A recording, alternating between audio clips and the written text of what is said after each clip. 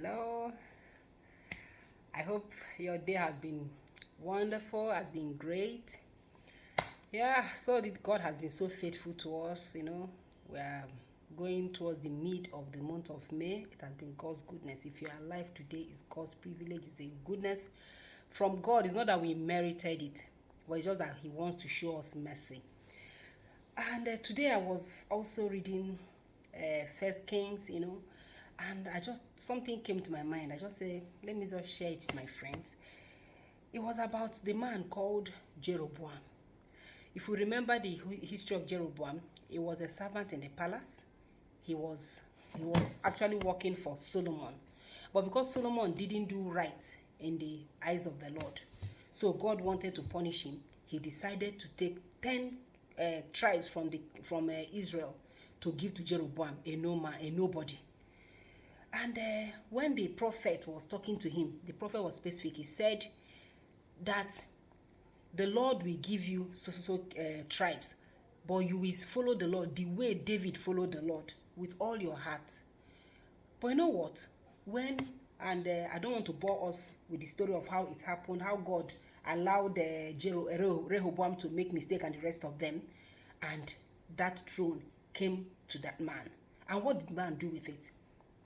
Immediately the man got that throne, he decided to be wise in his own eyes. He felt that now I have this, I have to help God. What did he do?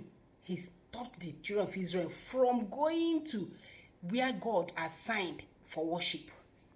He now felt that it's time for me to help God.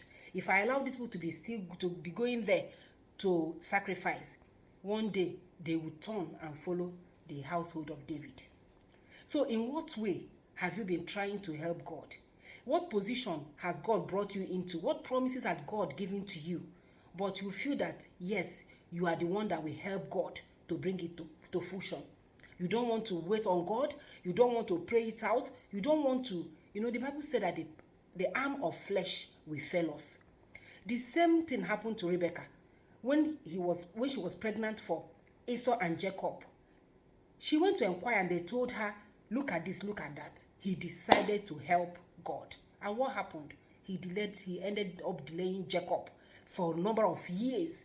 The same thing, what happened? God promised Jeroboam that he will start up a dynasty with him. But he failed God. He wanted to be so careful.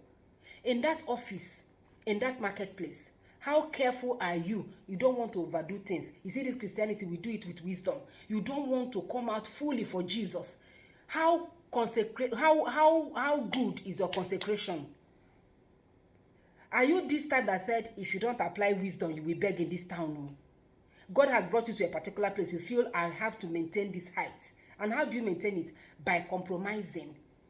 By doing things that you're not supposed to do. By applying human wisdom.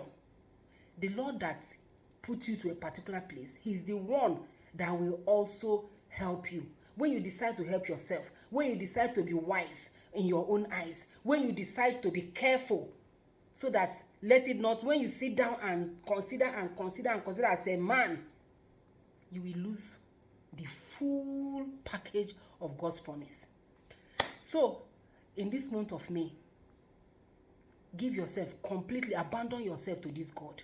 He is able to make you. When He finished making you, people that know you will not know you again.